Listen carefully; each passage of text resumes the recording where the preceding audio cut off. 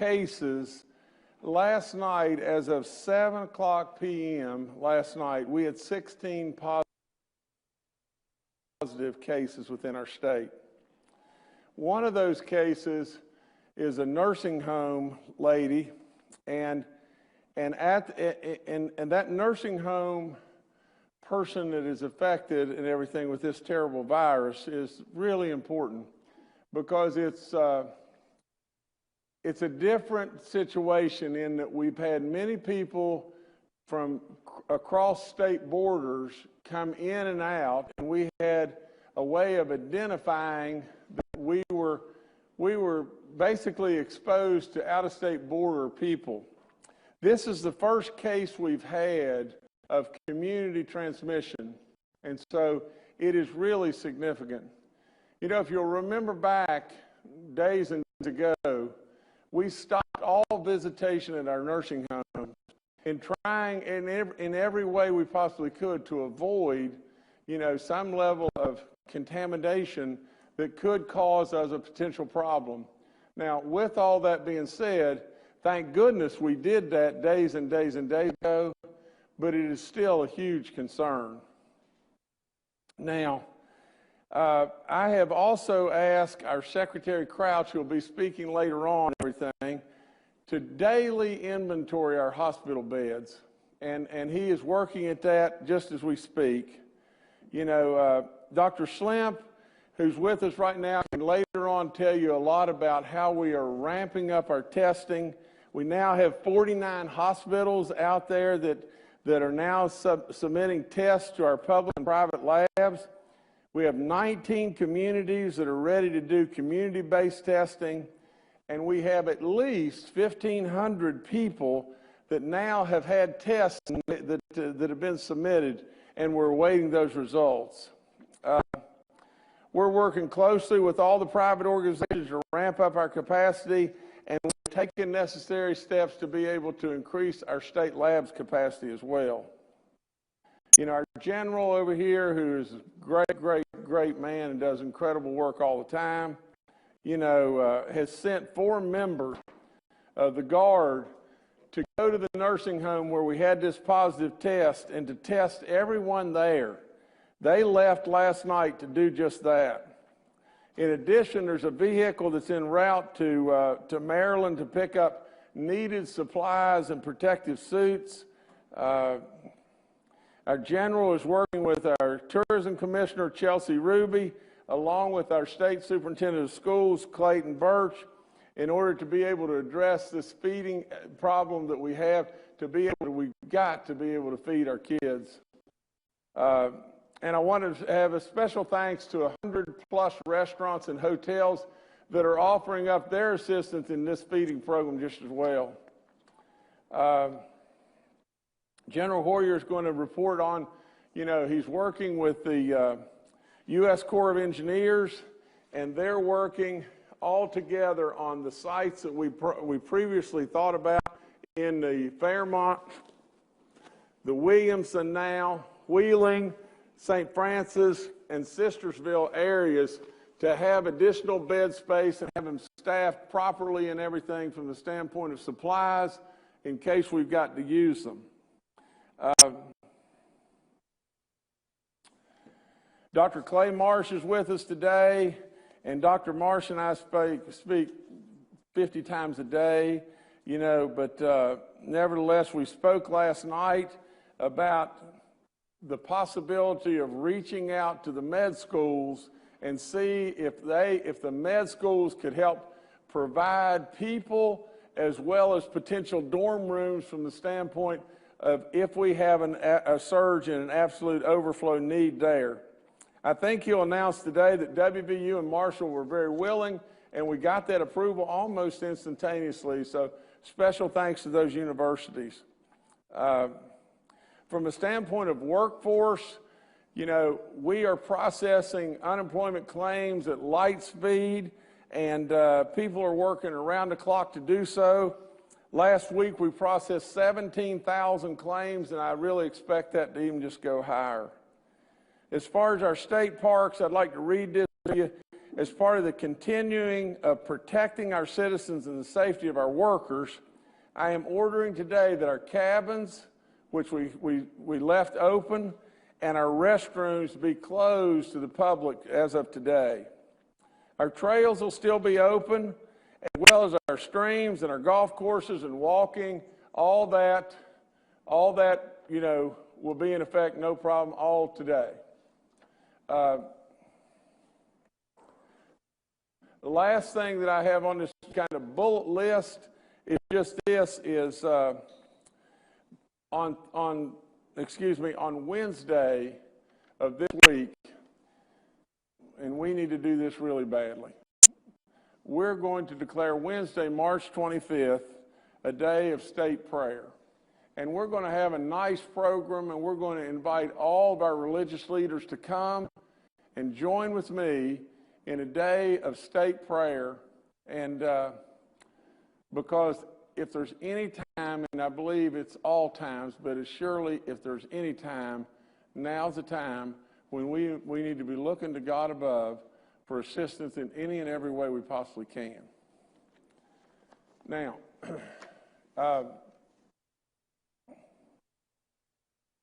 if I could move forward, and now it gets even more gravely serious. I want you to know that I always want to be fully transparent, and I want to report to you and come and speak to you anytime that I have any news whatsoever or feel a need to be able to talk to you. It's important that all of us understand the magnitude of this situation today. The magnitude is unbelievable. It's hard for any of us to get our arms around and truly understand. But really, when it really boils right down to it, it's the biggest event of any living person in the United States today, period. That's all there is to it. There is no event ever in the history of time that has been like this to all the living people that live in the United States of America today. Now, the other thing that is difficult maybe to understand is how fluid it is. This changes every hour or two.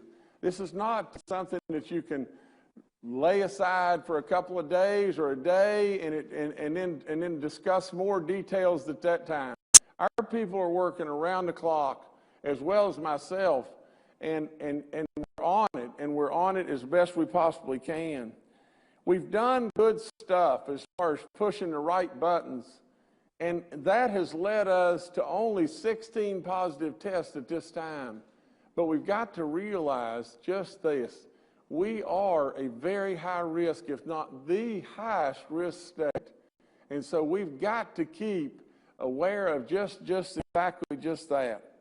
We've done things from preparedness to proactiveness to closing schools, to closing bars and closing restaurants and all the different, the state of emergency, all the different things that we've done. Now, I'd like to give you a little insight into my discussion with you on Saturday night. I want to tell you exactly all the makings of everything, because it's important to me that you know. On Friday evening, I was contacted by several of our different, as I was with you, I was contacted over and over that we had taken all the necessary steps that we needed to do. Every one of the proper necessary steps we were right on track with.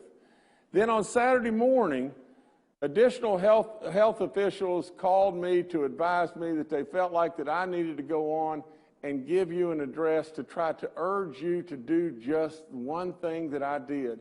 Do better. Do better, because we were in some ways winning the battle, but in other ways we were losing the battle. Everyone needs to be very, very, very concerned. Now, with all that being said, I didn't want to go through the weekend, and I surely would not go against the advice of our medical community. At the time that we went on the air, every single one of us, all of us here, all the medical community, the Guard, all of my people within my office and everything, no one thought it was necessary at that point in time to take the biggest step forward and shut the entire state down. Now, things continue to change. We met again all day on Sunday. Through that time, there are bordering states that are taking actions that will basically cause folks from other states maybe to make their ways into West Virginia. It's a real problem. We can't have that happen. Now, the next thing that happens is we have a positive from one of our own nursing homes, and that is tremendously concerning. You know, when I was planning to meet with you at 11 o'clock this morning, my intentions was at that time to close all of the non-essential businesses within the state. Even more things have changed now. And since that time, you know, I have had more consultation back and forth with our health officials, and it's become even more serious. So therefore, today, I am moving forward right now with a stay-home order that will go in place immediately. This order also temporarily shuts down all non-essential businesses. The order will go into effect at 8 p.m. tomorrow. Now, let me tell you a little bit about what a stay-home order is. And I'll start with what it is not. A stay-home order is not martial law. It's not going to be that somebody is going to come and lock you in your home. It's not that we are shutting down the state borders. It is not that we're closing any bridges or roads. And we can do all this and slow down this terrible virus even more. Now, let me tell you what it is.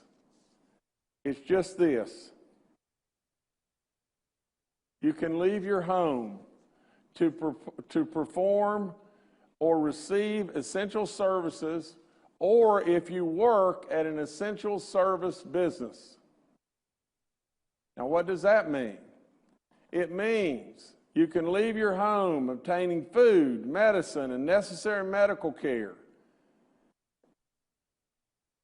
You can go to work if you provide these services or support them.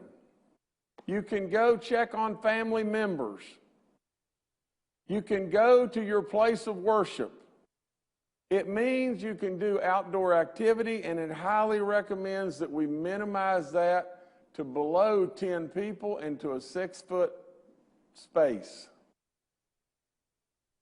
If your business or operation is not essential, then you'll be temporarily closed.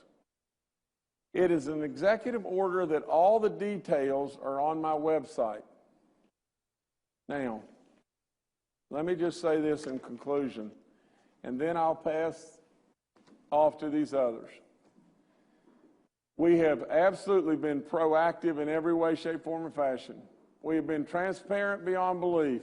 We have encouraged in everything else when we actually could draw criticism. We have absolutely done and pushed the right buttons at the right time, but it's still not enough. This disease is really serious stuff. Please stay home. Please listen to our orders. And please, in every way, shape, form, or fashion, keep consulting your God above. And absolutely, every one of us will get through this. Help the elderly in any way you can. If all you do is pick up the phone and make a wonderful, nice call. But anyway, I thank you from the bottom of my heart. We'll take your questions in just a few minutes, and now we'll pass on to the others. Ladies and gentlemen, as part of our briefing today, our friends with the media are once again joining us by teleconference. We'll be taking their questions in just a moment, but first, we're going to take a few comments from our panel members. First up is Dr. Clay Marsh. Dr. Marsh, go ahead. So it's really an important moment, I think, in this pandemic that we're seeing today. So we've worked very closely with the Department of Health and Human Resources, with Secretary Crouch and Commissioner Slemp, with the governor and the governor's office. And I would say all of the medical schools are committed and connected around supporting the state in any way that we can, and all of the hospitals similarly. We had set up at the very beginning of this process an approach where we were going to look at two things, and this is what the governor alluded to. So the two things that we were going to use to make decisions about how we should move were, number one, the rate of positive tests related to the total number of tests that we did for the novel coronavirus, because we knew at some point we would see a great uptick when the coronavirus spread started to go into a logarithmic kind of phase. And the second one was to look for community spread, because if we had community spread, or we would see that there would be a really stark and frank elevation in the rate of spread, then we would know, one, our healthcare workers and healthcare assets would be at risk of experiencing the tsunami wave that I'll talk about in just a second again. And number two, for the community spread, it means that now the coronavirus is inside the state. It's not just people coming from outside the state. And so therefore, we knew that the preventive measures that we were taking was not sufficient to stop the spread of the novel coronavirus. And as we've talked about quite a bit, and as New York City has experienced, that if you don't stop the rate of spread, then the rate can start to create a surge or a tsunami wave that then affects the healthcare workers. And when we look again at the mortality rates around the world, if you can control the rate of spread and not have this surge, the mortality from this disease is 1%. If this surge happens, then the rate of, or the incidence of death is 3 to 5%. And Italy, which has a population that is somewhat like ours, has a mortality rate of 8%. New York City didn't do the things that we've done. They have a very difficult situation with all the people, but they didn't do the things that we did. And they prepared, and they had a lot of capacity in their emergency rooms. And initially nobody came, and they said, hey, what's the big deal? But then the surge came, and they're underwater today. Governor Cuomo's asked for 50,000 more beds. Mayor de Blasio has asked for 3.3 million more masks. And we know that by projection, the end of their surge, the peak of their problem, doesn't happen for a month from now. And so when we look at the Centers for Disease Control that basically projected that we could have 1.7 million deaths, or a projection from the United Kingdom modeling group that said it could be 2.2 million deaths in this country, it wasn't just because of the coronavirus, but it was because the coronavirus can decimate the health system's ability to respond. So I think what Governor Justice has done, and what our health leaders and the other medical systems, the hospitals, the great medical schools we have in our state have done now, is completely appropriate and important. And importantly, as of yesterday, we still hadn't broken through either one of those thresholds. So this finding with community transmission, particularly in a nursing home, and we know in Kirkland, Washington, which was one of the first sites of the spread of the coronavirus in this country, that of 127 nursing home residents, 35 died. And so at one point, about 80% of the deaths in this country was from one nursing home in Washington State. So we don't want that to be us. We don't want to overwhelm the healthcare workers, and we don't want our very vulnerable population to be at risk. So I praise Governor for making this move. I think this is good for West Virginia, for our health, for our future, and this is the moves being very aggressive that can keep that rate of spread of the coronavirus down enough to maintain the health assets. I'll say one more thing that I think is really important. When we first experienced this novel coronavirus, we were understanding from the Chinese experience, South Korean experience, and experience in Italy, that younger people seem to not have the same risk of getting the severe disease that older people. Well, that's changed now. In the United States, 38% of people in the hospital from this disease are less than 55 years old.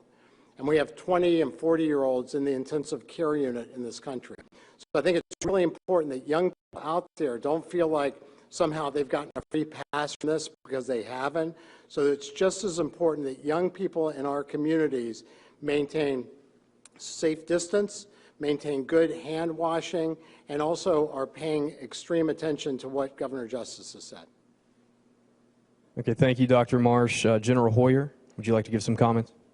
Good afternoon. Just to reinforce a couple of things that the governor's directed the Guard to do. The governor's directed the Guard to use all of its assets available to support agencies that need to be supported in this event. I'd like to highlight a couple of things. As the governor pointed out, we're working with Superintendent of Schools as well as Tourism Director, Commissioner Roswell from Senior Services, to make sure that not just our children who need the food support, but the families of those children as well as our seniors are taken care of related to that. That's an exceptionally important issue that we need to address, and the governor's given clear guidance on making sure that we take care of that. Another important point of activities the Guard is doing is the support to our DHHR, our folks at the medical centers related to data analytics. One of the most important things, in addition to the things that have been described to you, that we can do as a state is to make sure we have good data, good analysis, and good information so that those experts can provide the appropriate information to the governor, just like we've done over the past several days, to stem the flow of the spread of the virus. We're also working on training. We're working on training with medical providers as well as first responders, and we've expanded that into working with the Retailers Association to help do better prevention for those workers out there who are supplying us with the food and the essential services. We'll work with banks and others as necessary, again, to improve the situation so that we limit the flow and the spread of this virus. It's important, I believe, to understand, too, and the governor pointed this out earlier, the most important thing the National Guard can do in this is not put guardsmen on the border to stop people coming back and forth on the border. It's to use our skills and capabilities to support the agencies that need to do the work in this, to be a force multiplier, to better understand and address the threat of the virus. I go back to George Washington and the band of militiamen that won the Revolution. If you pay attention, one of the most important things General Washington did was provide the intelligence support to address the threat. Those are the key things that we'll be doing and continue to do, and we'll reach out from anybody that we can support going forward. Thank you. Thank you, General Hoyer. Up next, we have Secretary Bill Crouch and Dr. Kathy Slimp. Yeah, I'll be very short. I can't add too much to what the governor said and what Clay or General Hoyer said. This is the right move at the right time. I personally was hoping it was going to be down the road a week or 2 weeks, and that's the reason for several weeks we've been talking about physical separation and making sure you use good hygiene. It's one of the things the governor expressed again on Saturday night, to try to make sure we move this forward so that our healthcare facilities in the state have the ability to care for these folks over a period of time. So the other thing I'll mention is our healthcare workers. We have some folks out there who are heroes. This is it's a tough time for everyone. It's a situation that we've not been in before like this. We really have no reference point, but we'll get through this. We're going to support our healthcare workers. We're going to make sure that we do all we can to keep them safe. Kevin?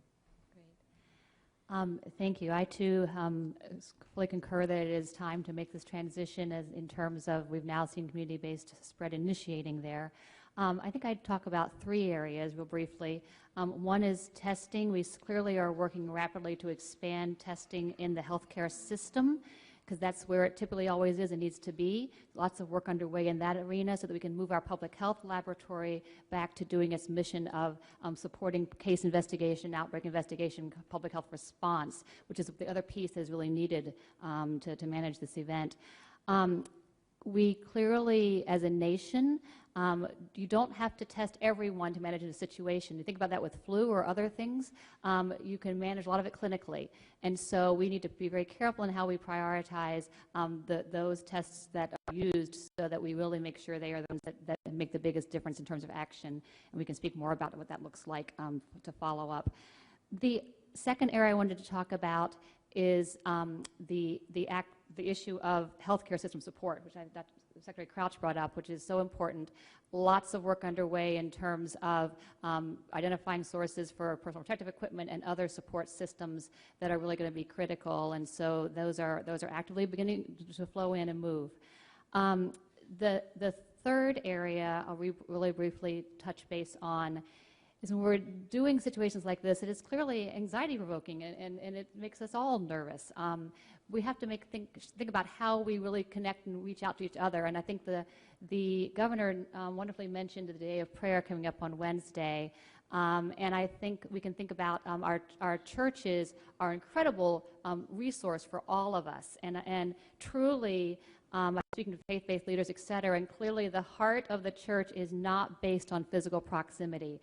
So while worship in its traditional sense of gathering together in a worship space probably is not appropriate at this point, it doesn't mean that worship ceases, and they're doing it amazingly in creative ways that we're hearing about. We can give examples of those. Nor does it mean that the church's mission in community stops. And so it is incredibly important there now that they are offering that hospitality, that care, that love in ways that are smart, creative, and safe.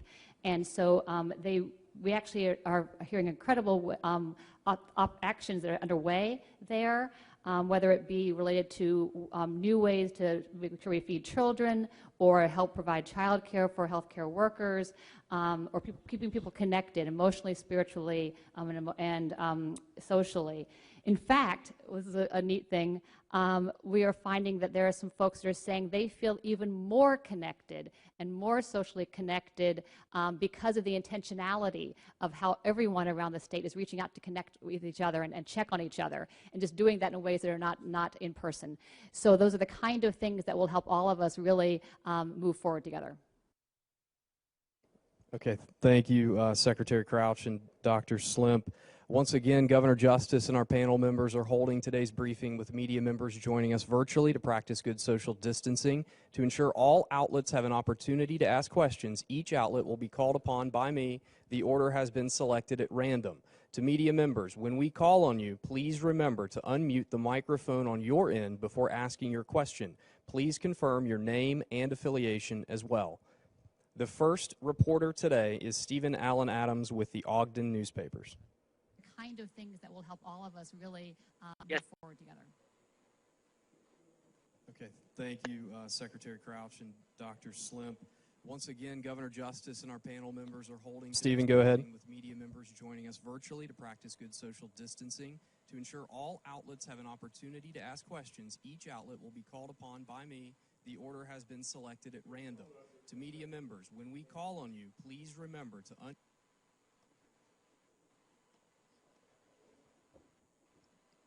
Okay, Steve, try again. All right, there you go. Can you hear me? Yes, we got you. Okay, all right. My question is this. So the spread of the causing the order to go into the fact that you're talking about, the catalyst was the community spread that you're talking about, right? Or were there other factors that went into you all pulling the trigger on this? Because a number of people have been calling for this order, either closing non-essential businesses or a stay-at-home order. There's been a number of people calling for this for the last several days. So I'm just curious what specifically was the catalyst for it. Thank you. Can you speak to that? Sure, if you'd like. I think it really is this beginning to see transmission of community, of spread into the community. So that's the first case or two that we're starting to see with that. And so that's just a trigger point that we've all kind of been thinking about as a key moment to make sure we really are taking that next step. Governor? Sure. So we know from simulation models that it works best if people can voluntarily sort of stay at home and stay away from each other. And that's what we talked a lot about the 75% or the 90% of people that could do that to take the tsunami wave down to a river or a stream. And one reason why we did not recommend to the governor to do this earlier was because we know as long as we have the opportunity that that approach will give us the best reduction of that tsunami wave, that surge down.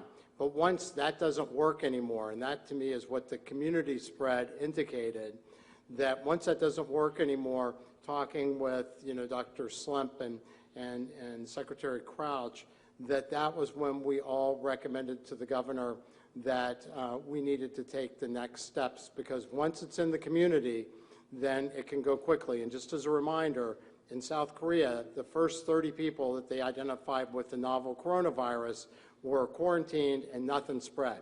The 31st person spread it to over 1,000 other people. So doing this in a really intentional way to protect the people in West Virginia, but also to protect the surge is, I believe, the reason why it's right to do this at this point. And Stephen, just a quick little follow-up from me. On Friday, when we got through with our press conference and everything, the biggest concern was throughout Friday night, I just kept thinking, there is no event, no matter what we would say, there's no event that parallels this in any way, shape, form, or fashion. And then on Saturday morning, when others called and said, you've got to go in front of the people and just talk from the standpoint of encouraging more and more and more people to get on board, because we've got to stop people going to the bingo games and everything else under the sun. And so really and truly at that point in time, all of us would concur, that there was no one that was on board as far as going to a stay-at-home order. But after that now you have another ingredient that has really come to play. You've had additional states that could flood us with out-of-state visitors, which is toxic in every way. We can't have that happen. That's A. The next thing you can't have happen is just this. If we definitely now have a case that we've referred to in our nursing homes, then it is really something that we need to act on. And we have tried to act proactively on everything all along the way. And that's why we have kept being last and behind and behind and behind when we're the highest risk state of all. Now, but at the end of the day, all we need to do is just stay focused on one thing, and that is trying in every way we possibly can to save as many lives as we can. In fact, to try to save all of our lives. Okay, thank you, Stephen. Up next, Anthony Izaguirre with the AP. This is Anthony with the AP. Governor, after the heavily criticized address over the weekend, do you think you're doing a good job of clearly describing the threat of the virus as well as safety protocols people are supposed to follow? Well, first of all, I'd be really remiss if I didn't tell you that, my address on Saturday evening, after hours and hours of discussion with these great people behind me, everyone here felt like that I was to go and do exactly what I delivered. And if people really, were anticipating more of a bigger announcement, I would just say simply this, and that is we absolutely were continuing to try to do everything in our power we possibly could to help as many people as we can along the way. Now, as far as staying on top of this, I am absolutely confident beyond belief that we're doing everything in our power with the advice of all these super experts and everything else to stay ahead of the curve. And our numbers are showing we're ahead of the curve. So at the end of the day, that's what we're going to keep on doing. Okay, thank you, Anthony. Up next, Charles Young with WV News. Hi, this is Charles Young. Sir, could you be more specific about the time frame of this? Is this an indefinite order? Is this going to last 24 hours, 48 hours? Well, I don't know how long it's going to last, but I do know that it goes into effect at 8 o'clock tomorrow. This is for the stay-home portion. This is for the non-essential businesses. This is for all of it. It goes into effect at 8 o'clock tomorrow. again, we can all just hope and pray that this thing, plays itself out over that, what we call that 15-day window that we're already several days into. Just think of how proactive our president has been in many ways here and everything. This disease is a pandemic that nobody's seen before. The magnitude of it is off the chart. We will absolutely relax what we're doing immediately upon seeing the numbers and the trend lines that will cause us to relax it. Okay, thank you, Charles. Up next, Hannah Getz with WOWK. Hi, yes, Hannah Getz, WWK 13 News. Can you talk a little bit about how these food programs are going to work? I know a lot of families, specifically in Kanawha County right now, are worried about how their kids are going to get food. I couldn't hear really well. I'm sorry. I didn't get food. About the food program, Governor, if you want me to yes, take that. Yes, sir. So, Hannah, continuing to work through the State Board of Education through that system. For the folks in counties that have concerns, please reach out through their superintendents. There'll be information put out related to what you'll see is the normal same distribution process that we currently are working with, a few modifications that need to be made. One of the significant things that's come through is through the great work of Chelsea Ruby with tourism. We have 100 restaurants already who have signed up to support the meal preparation piece of this, which will help us. What Secretary Birch or Superintendent Birch and the team are working on now is we know that we're serving it with kids. We know we're serving 200,000 children. But that, to us, means a significant number of families. That's not 200,000 families, but it's a number similar to that. So the food packs are now going to be done focusing not just on the children, but also on the families. So in addition to that, we're working with Commissioner Roswell related to the senior program. We're engaged with VOAD, who everybody knows from the 2016 flood, as well as the food bank. Tonight at 5:30, I have a coordination call with all those agencies as we shape out a statewide effort that the governor's directed us to do with all those entities to make sure that we are taking care of our vulnerable population in the state. And we'll be able to provide you more data as this develops over the next several days. I'd like to add one other thing to that, too. And y'all all know me well enough to know that I don't blow smoke at anybody. I just try to tell it just like it is and everything.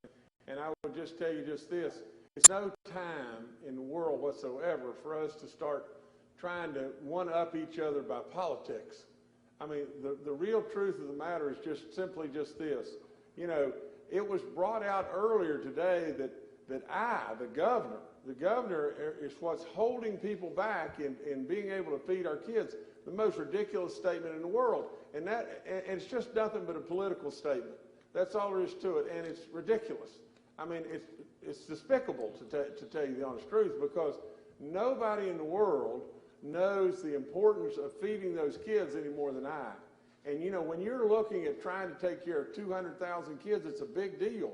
That's all there is to it. And, the general was kind to mention, Chelsea Ruby or Clayton Birch or all the people that are on the front lines, whether it be our service personnel that work so diligently or so many different people from the restaurants and everything else.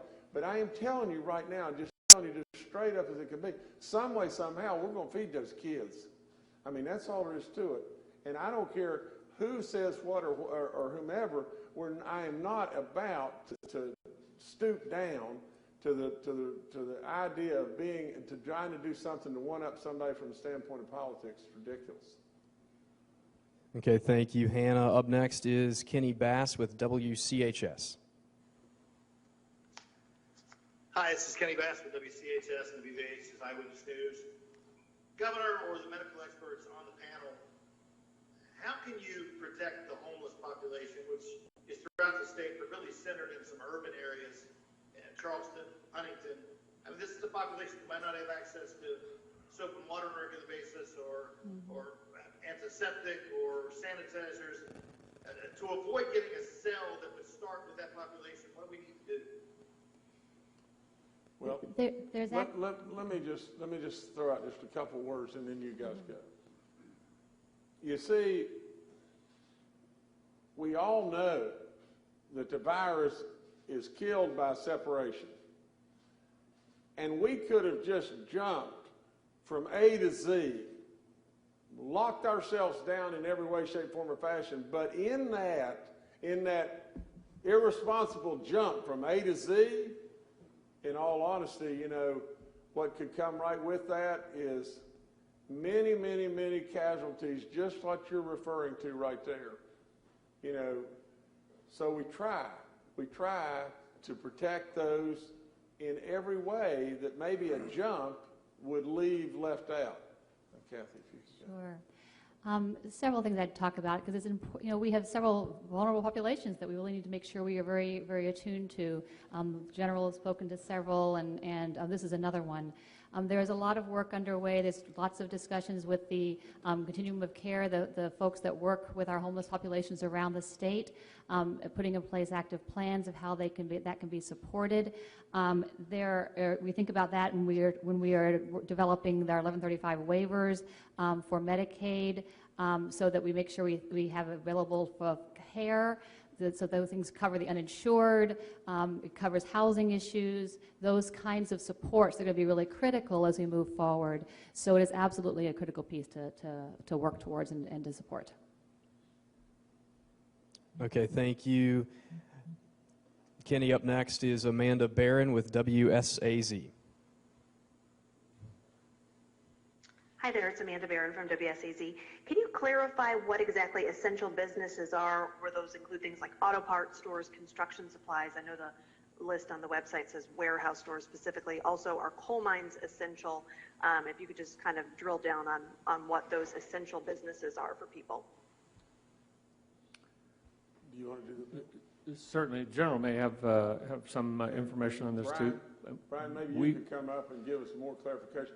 From the standpoint of our coal miners, absolutely they're essential in my book in every way, shape, form, or fashion. We've got to have the ability to have good electricity flowing everywhere at this point in time in every way, shape, form, or fashion. And as we move forward in coming out of this, you know, with our metallurgical producers and all the good stuff that they do, you know, for us from the standpoint of all the components that the steel industry needs, I mean, there's no group, in my opinion, any more essential than our miners. Okay, to answer your question, the executive order is now on the website. We had some difficulty. I believe we're getting back up now. It's Executive Order 9-20. It's about 15 pages long, and it's very comprehensive, but we have followed the U.S. Department of Homeland Security's suggestions for critical infrastructure, as well as we've modeled it after some of our neighboring states that have put this in place. So to tell you that, you know, each and every detail of this would be lengthy to sit here and do, but rest assured that many of our businesses are included as critical infrastructure. So we would urge you to go to the website, and we'll make sure we get it out in press releases as well. Okay, thank you, Amanda. Up next is Annie Moore with WVVA.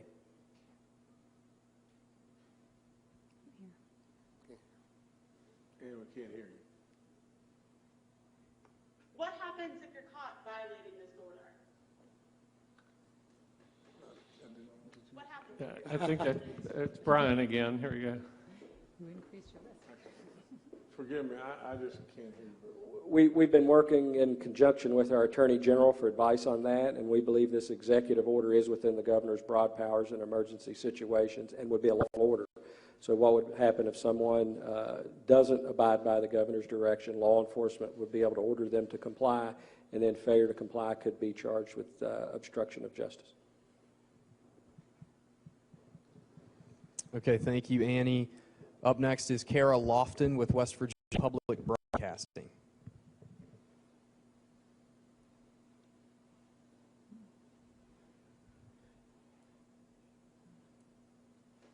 Kara, unmute your mic, please. There we go. We got you now.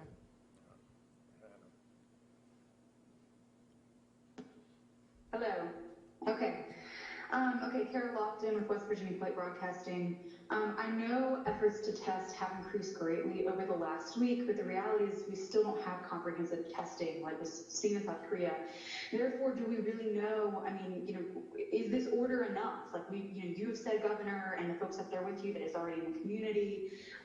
Is this enough to stop the spread, to potentially prevent West Virginia from becoming in New York or in Italy? And is this different from the direction before? No, I think it's a matter of how do we all really comply with it and really actively engage doing it.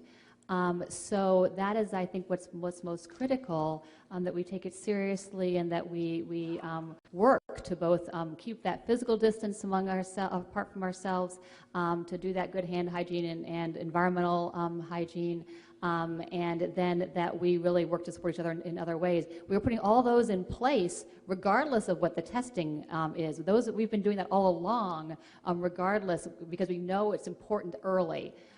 So the testing gives us lots of good data that we can begin to see the trends that occur.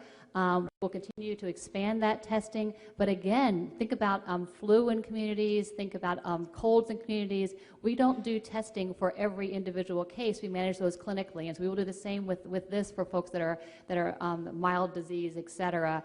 We do need to use the testing for several priority areas. And so those would include things like testing that helps sustain our healthcare workforce and our essential service workers, folks that have been in close contact with a known case that we are working with, or doing that public health investigation, and then testing for our hospitalized patients, because that changes how we do infection control, and testing for our individuals with at higher risk of poorer health outcomes, so our elderly, those underlying chronic diseases. Those are the folks that we want to make sure that testing throughout the system gets prioritized for. Hey, Governor, could I just have one? The other thing, because Commissioner Slimp is expert at this, and she's absolutely correct. But I think the other thing is to pay attention to is the difference between the strategy that New York took and our other very populated state, California, took. And California, at earlier times of opportunity, had this kind of an approach, and with holding each other responsible, separating from 6 feet if you are out and around or in a store, staying home if you're sick. They have changed the shape of their curve of how fast the rate of spread is. So they've bought themselves several days. They're busy, but they're not underwater like New York. And they've also changed the slope of that logarithmic curve of spread. So we should have every reason to believe that if we act aggressively and act together and hold ourselves responsible, that we can continue to keep the rate of spread slow in our state, which so far so good. And this is really an investment not just in today, but an investment in a month from now, so that we don't see this start to rev up as a surge. And I'd like to add just this is again, just speaking bluntly, our nation as a whole, we were behind in being able to have the testing capabilities that we would all have liked to have had.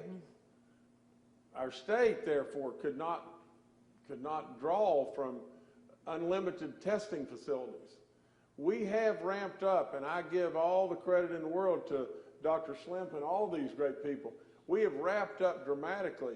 I would also say the more testing we could do, probably the better off we would be. With all that, though, the better off we would be always comes back to keeping our distances and doing the things that we're almost bored with hearing, and that is washing our hands and keeping our distances and staying away from crowds and all of that stuff. And so the net of the whole thing is, sure, I wish we'd have had our testing abilities to be much higher, but when you look just down and you say that we've had at least 1,500 people that we have tested, we don't have the results back, now, at this time, 19 communities that are ready to go for community-based testing, and 49 hospitals that are now submitting tests to our public and private labs, you know, it has really, really dramatically ramped up. And I give credit where credit's due. You know, Kathy, you've done a great job, and everybody's working it just as hard as we can possibly work it. Let me mention one other thing. From the standpoint of the public, because so many people, it's easy for people to believe something that is just a rumor or whatever it may be. From the standpoint of our non-essential businesses, the ones that are essential, I mean, it's a given that our grocery stores, our transportation network, all of those people that you feel like that you're going to need to be able to access from the standpoint of our banking community and on and on and on, those people are essentials. And so you'll see the list on our website really soon and everything, but we can go on about our lives if we just go on about our lives in a really smart way. All right, thank you, Kara. Up next is Brad McElhenney with West Virginia Metro News. Hi, Governor and everybody. Among the scariest situations with this virus overall is its effect on nursing homes. West Virginia moved pretty quickly. Among the first things that were closed to visitors was nursing homes. Can you further describe, if there's any concept yet, of how this virus got into the Morgantown nursing home, whether it was through a visitor? And I think I heard you say at the beginning that some members of the National Guard have already gone there to take people's temperatures, to see what the overall situation is. Can you elaborate on what you know at the moment about other workers, other residents of the nursing home? Sure. I can, Brad, and let me go before you guys go. I mean, the experts here know a great deal more about this than I, but let me just touch on what you just said. You're right. We went early on limiting or eliminating visitors to come to our nursing homes. Now, you just think of how difficult that was. We're basically going to say to us, your mom's in a nursing home, you can't go see her. And she needs you to go see her. She depends on that every single day. You can't go see her.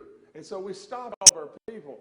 Now, a big concern that we had is just simply this. You know, workers that are working within the nursing homes, you know, they're coming home, they're going to Walmart, they're going to different places and everything else. Now, and it has been a big concern. We tried to lock down as best we could. We're trying to take temperatures and do all the different things to ensure that our nursing home community is protected in every way. We've been worried, and now we've got something to really be worried about and everything. And so the general immediately sent 4 people right there to test everybody there, you know, to try to stop any potential disaster that we would have there. We're worried. We're worried about that because so many different ways of invasion of this terrible virus could get to the most vulnerable and then pass from one to another. We're worried, and now I'll let these people speak. Yes, I would just speak to the fact that what was supposed to happen happened here. So, you know, one is always concerned when you have a case of an infectious disease in a facility where folks are in close contact and they're vulnerable.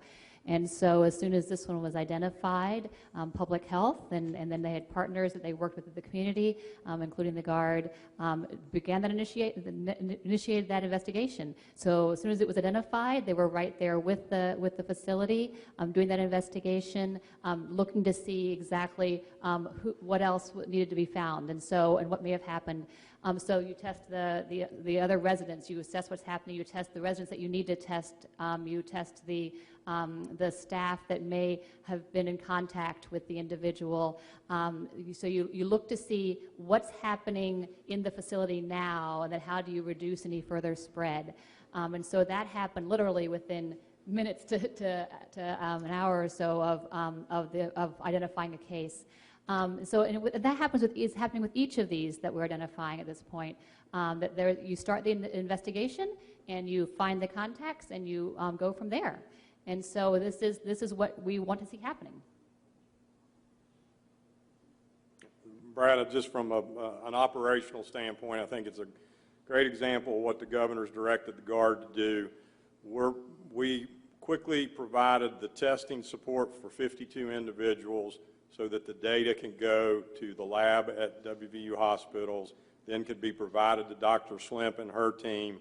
A backside support asset of Guardsmen will be providing support to the epidemiological effort with data analytics, and those are the things that we can be doing to best support the effort that goes on here, and it's a great example of how interagency teamwork is working right now to address the threats that we need to deal with.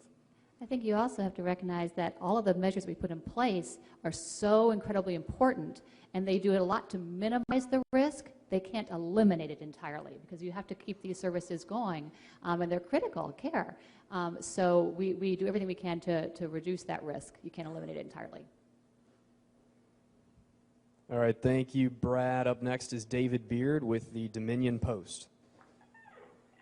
Hi there. Can you hear me? Sure. My wife is a pregnant in the Philippines who has soldiers out in the street in front of her house, and she has to have a written pass to go to the store. How do you enforce the stay-at-home order in West Virginia? Can you count on people's good faith when they're still hoarding? I'm not sure I heard the last part of that. Does someone need a written pass to go to the grocery store? Yes, my wife's friend in the Philippines needs a written pass to go to the grocery store. Yeah. So I don't know, how do you enforce this order in this state? Hoarding, maybe? Hoarding? Oh, hoarding. I am sorry. I couldn't hear that. Well, I think that if should that happen, we'll be prepared. The Guard will be prepared. Then the governor certainly will be ready to make a decision if one needs to be made with regard to that. So let me answer that question, please. So I think we have enough faith in the people of West Virginia to do the things that we need to do. There is no reason and no necessary actions to put National Guardsmen or police officers on the street. We're West Virginians. We're asking people, based on the guidance given to the governor and the governor's direction, to do these things to stop the spread of this. The most important role of the National Guard right now is to provide the kind of support that I just talked about to make sure we deal with the threat appropriately. This is the threat of a virus.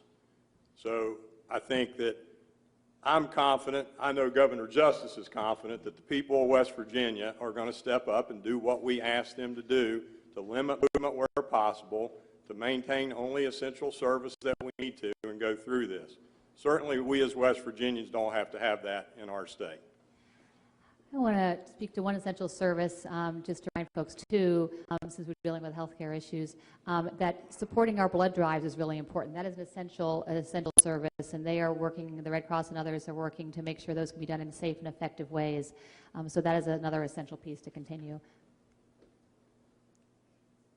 Okay, thank you, David. Up next, we have a follow-up question from Kenny Bass with WCHS. Kenny, go ahead.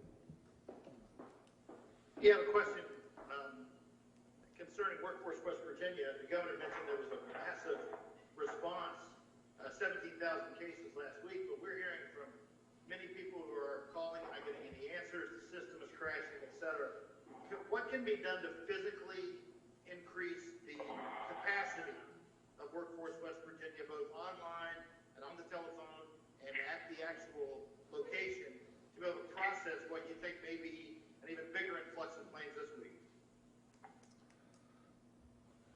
Let me lead off, Brian, come up here, but let me lead off by just saying just this.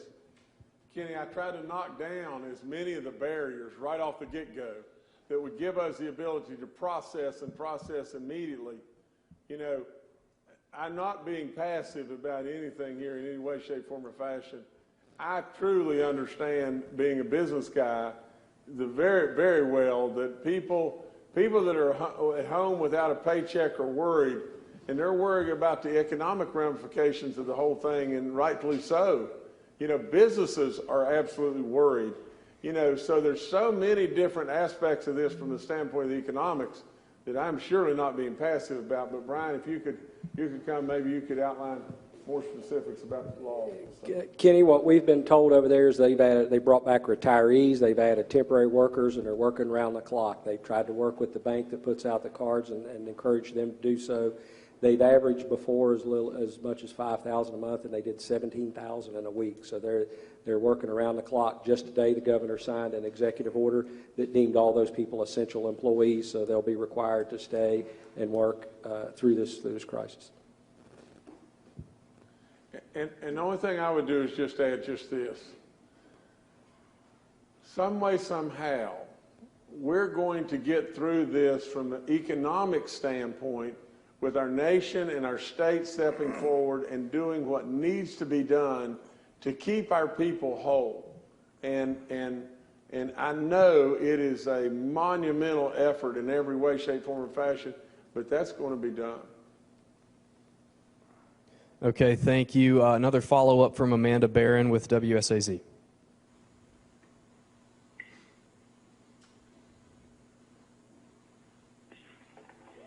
Sorry, I had to get to the right screen there. Okay, is there a timeline at this point for determining when or if schools will be going back in session and when we make the decision?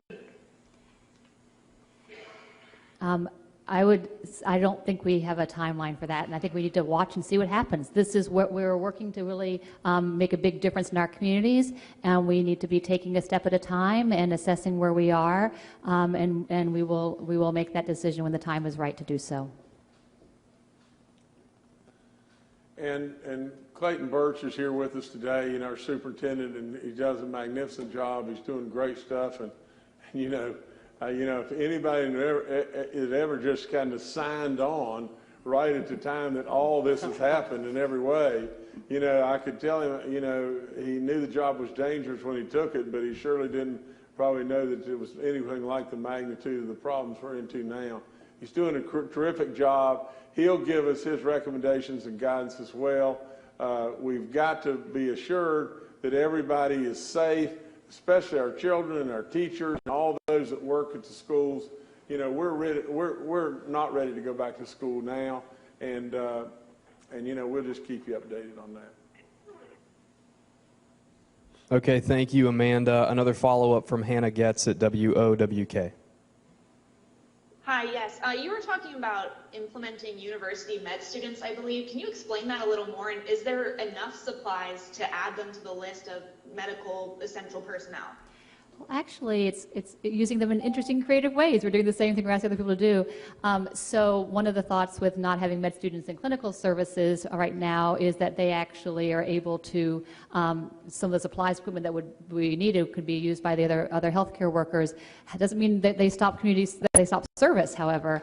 And so the universities have nicely made a community service available as a credit to our medical students, and we would think about using them in such things as some of the remote checking in on folks that are ill or contacts, and helping with some of that other medical behind the scenes at work.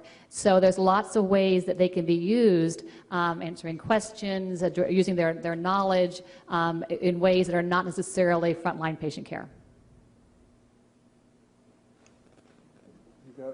Yeah, the governing bodies of all of our medical schools have made it clear that particularly right now during this novel coronavirus pandemic, that it is not appropriate to have our medical students do clinical care. And so what we are trying to do, and Dr. Slimp correctly identified opportunities for people to contribute, but one of the reasons why we don't want medical students on clinical services right now is because, number one, we don't want them to get sick, of course, but number two, we also want to conserve the personal protective equipment that is necessary for our frontline workers and for people that will be in hospitals to work.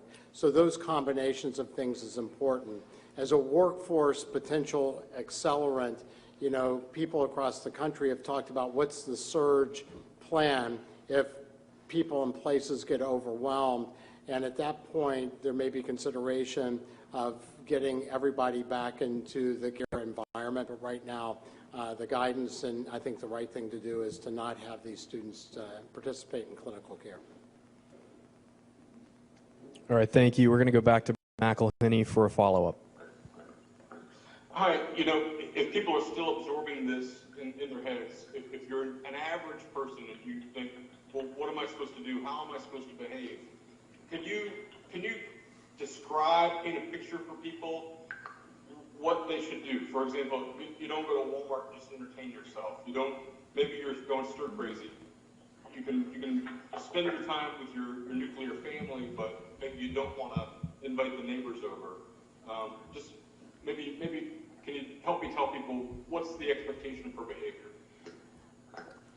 I can do some basics. Let me make an attempt. I mean, you know, Brad, how I would look at this is just this way is, you know, in a lot of ways we may have gotten, as the community in general, or as the people in general, spinning awfully fast in life in lots of different ways, and we may have overlooked some of the very things that provide us the happiest moments and everything, the very things that mean the most to us. So I would try to tell people to seek those moments as best they possibly can.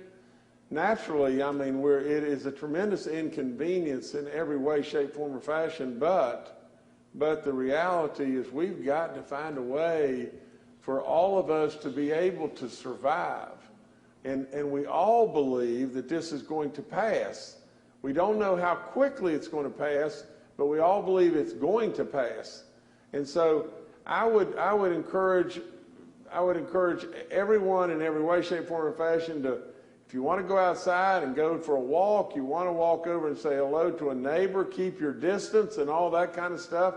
You want to visit with family, do the same kind of, you know, precautions, wash your hands, all that bit and everything. If you want to go to one of our state parks and walk or try to catch a fish or whatever, we encourage you to do that and everything.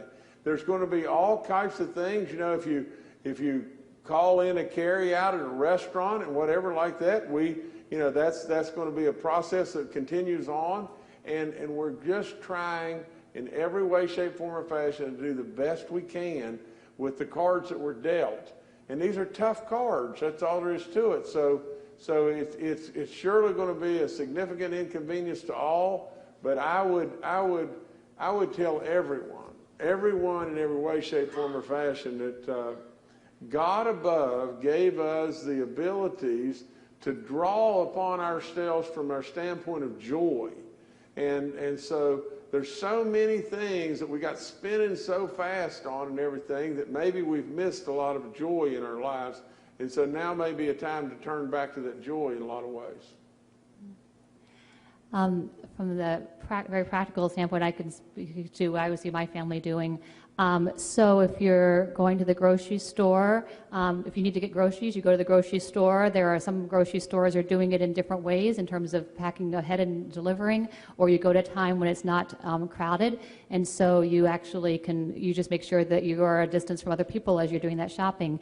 If you need to go to the pharmacy, you get in the car, or you go to the drive-through with that.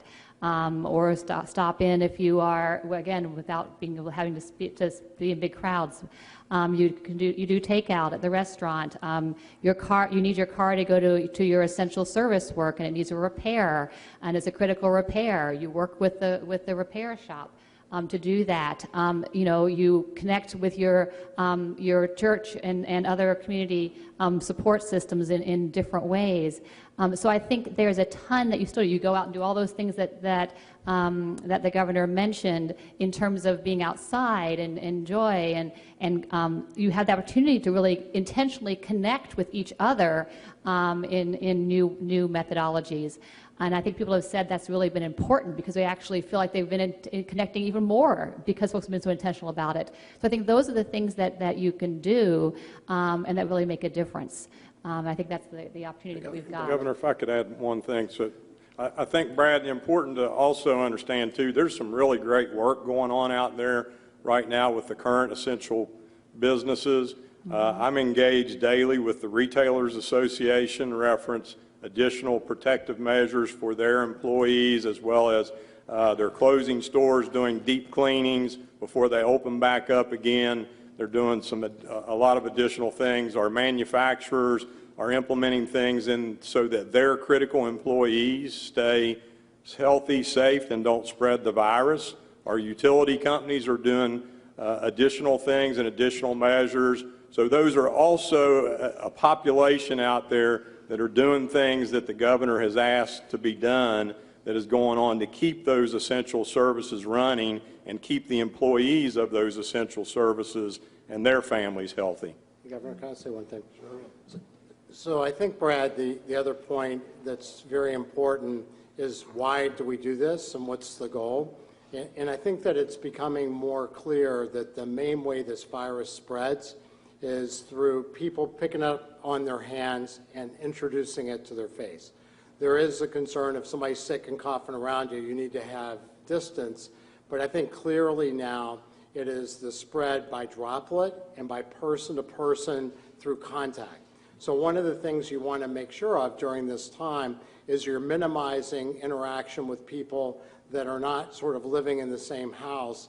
And the three things you should do is wash your hands, as we've talked about, and those instructions are all over the place now, very thoroughly. Every time you go outside and come back in, touch a door handle.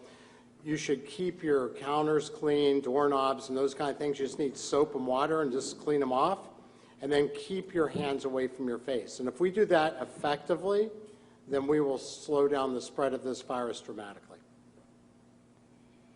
So I don't think the worry is that we see people out individually or in their family groupings doing these activities that we all need to be doing. It's if we were seeing people really gathering in large groups. That's what you would worry about. Okay, thank you. Back to Hannah Getz with WOWK. Thank you, Hannah Getz again. We have a question coming in from our viewers, and they're asking about prevention methods in jails and prisons.